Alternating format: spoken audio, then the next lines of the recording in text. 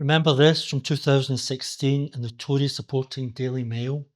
This article breathlessly quoting unnamed senior Labour sources. It was at that moment we should all have realised once and for all there is no difference between the Labour Party establishment and their Tory counterparts. Both were equally terrified of a movement which would seriously challenge the status quo in this country. A movement that threatened the wealth and power of this country's ruling elite.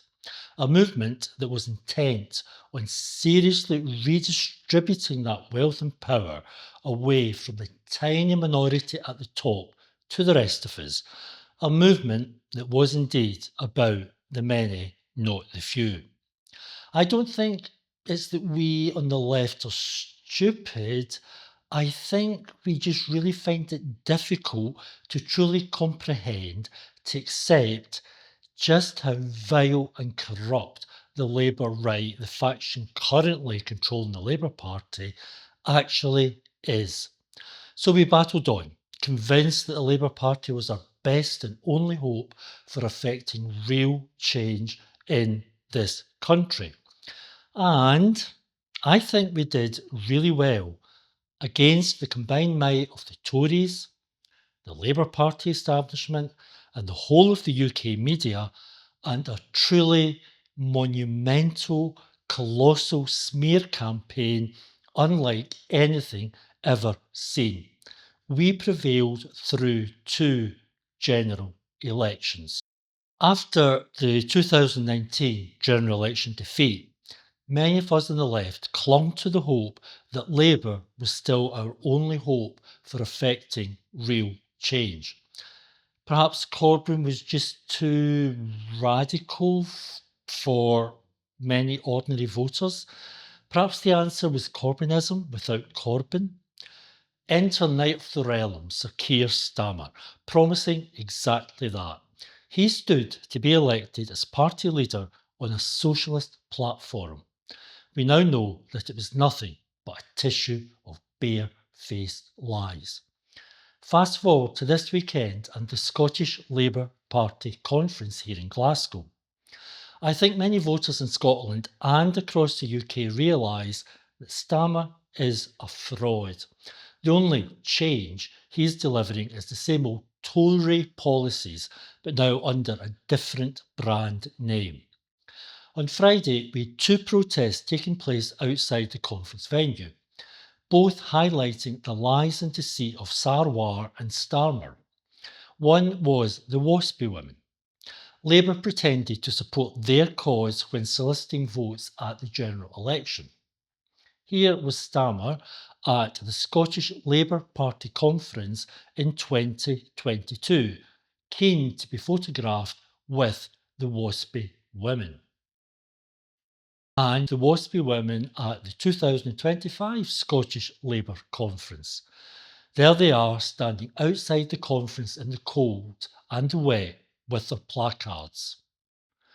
The other protest outside the conference on Friday was by Grangemouth workers protesting at their betrayal by Labour.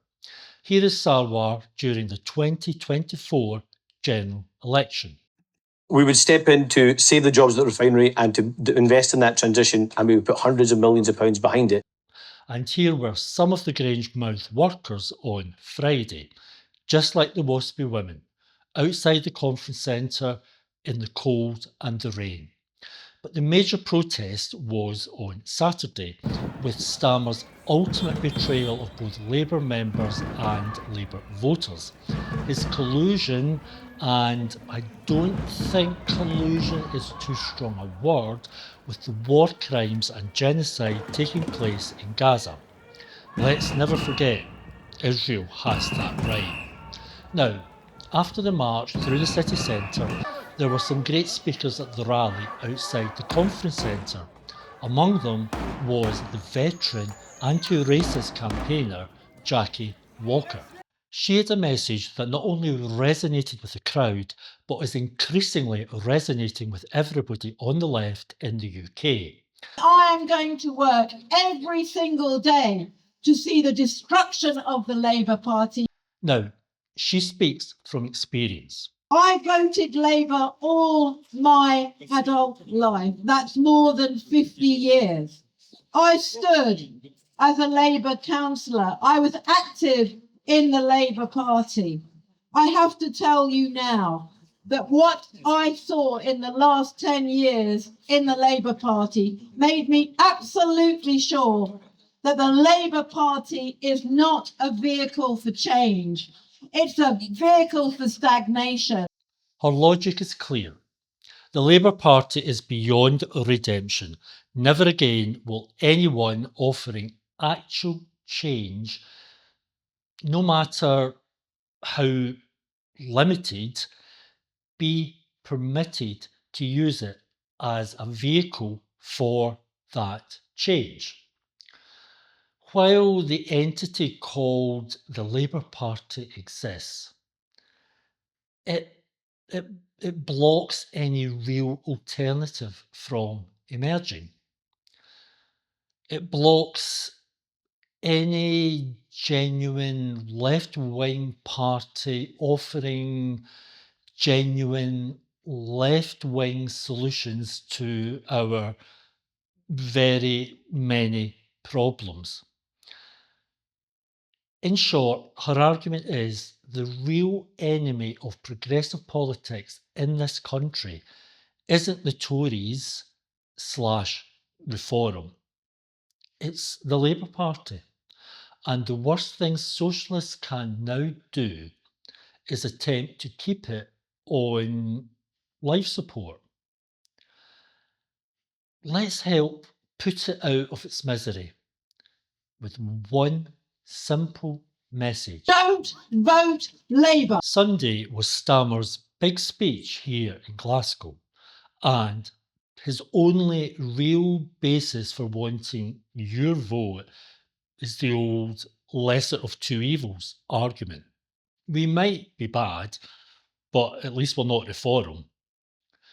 But even this is a lie, because we know he won't stand up to Farage. His only answer is to ape Reform, copy Reform, be it their economic policies or be it their anti-immigration rhetoric. Stammer and the so-called centrists have handed the next election to the Tories / Reform. Everybody knows it. They, Stammer and his henchmen, have failed to offer any actual solutions to the economic woes of voters. Surely,